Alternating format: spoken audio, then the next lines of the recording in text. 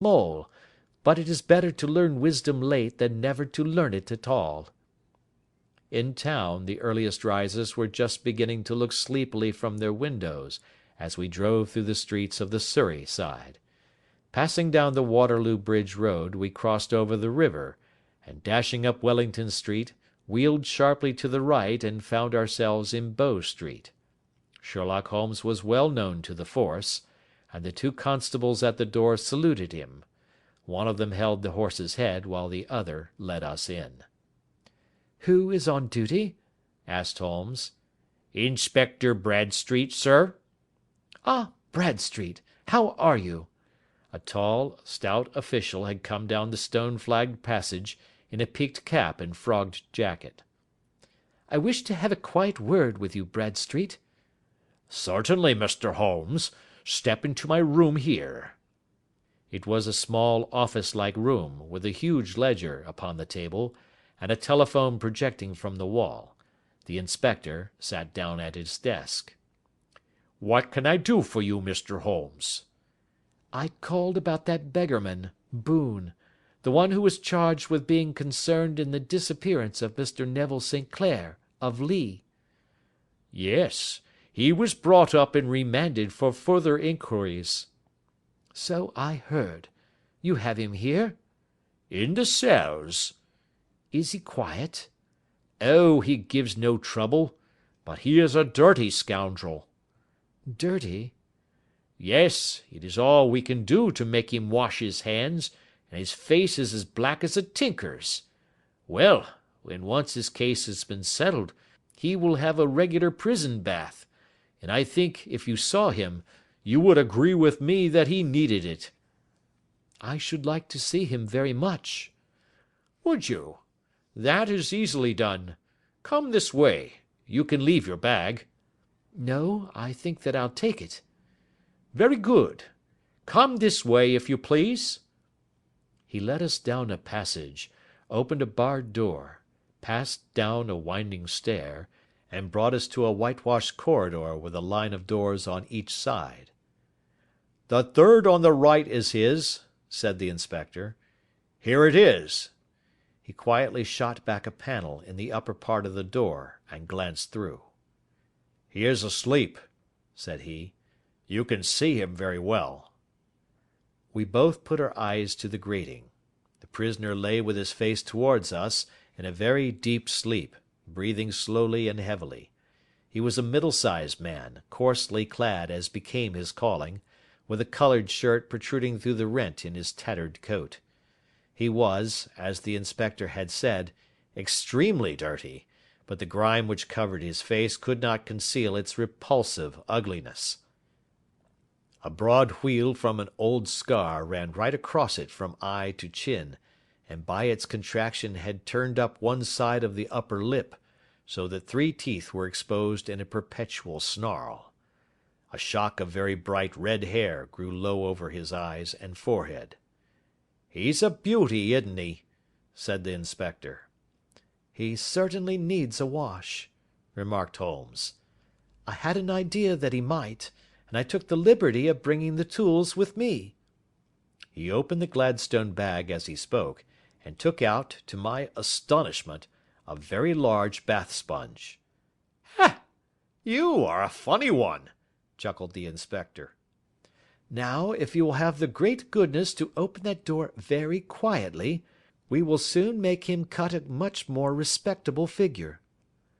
"Well, I don't know why not," said the inspector. "He doesn't look a credit to the Bow Street cells, does he?"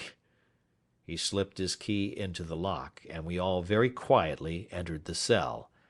The sleeper half turned, and then settled down once more into a deep slumber.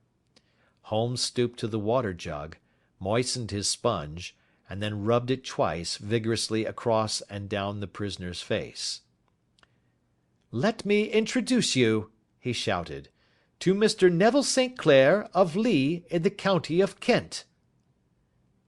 Never in my life had I seen such a sight. The man's face peeled off under the sponge like the bark from a tree. Gone was the coarse brown tint.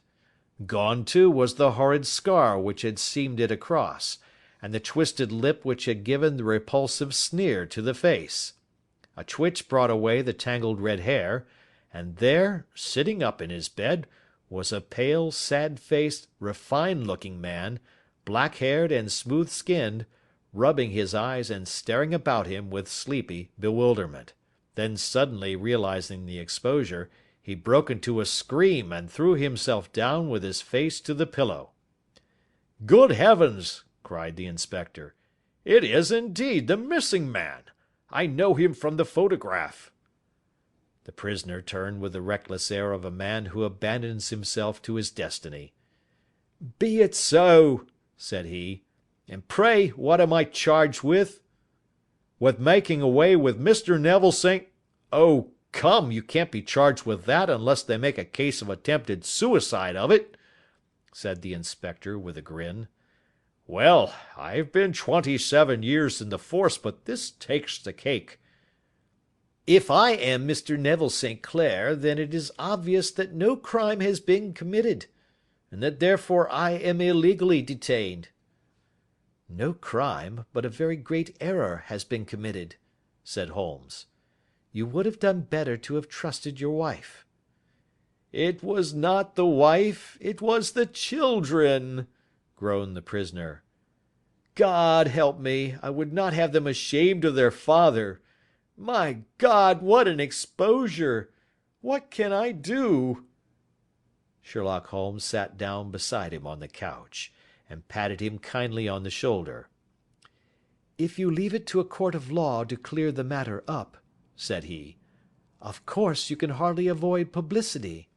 On the other hand, if you convince the police authorities that there is no possible case against you, I do not know that there is any reason that the details should find their way into the papers. Inspector Bradsheet would, I am sure, make notes upon anything which you might tell us and submit it to the proper authorities. The case would then never go into court at all." "God bless you!" cried the prisoner passionately. "I would have endured imprisonment, aye, even execution, rather than have left my miserable secret as a family blot to my children. You are the first who have ever heard my story. My father was a schoolmaster in Chesterfield, where I received an excellent education. I travelled in my youth, took to the stage, and finally became a reporter on an evening paper in London. One day my editor wished to have a series of articles upon begging in the metropolis, and I volunteered to supply them. There was the point from which all my adventures started. It was only by trying begging as an amateur that I could get the facts upon which to base my articles. When an actor, I had, of course, learned all the secrets of making up, and had been famous in the green room for my skill. I took advantage now of my attainments. I painted my face, and to make myself as pitiable as possible, I made a good scar and fixed one side of my lip in a twist by the aid of a small slip of flesh-coloured plaster. Then, with a red head of hair, and an appropriate dress, I took my station in the business part of the city, ostensibly as a match-seller, but really as a beggar. For 7 hours I plied my trade, and when I returned home in the evening, I found to my surprise that I had received no less than 26 shillings 4 pence. I wrote my articles and thought little more of the matter until, some time later, I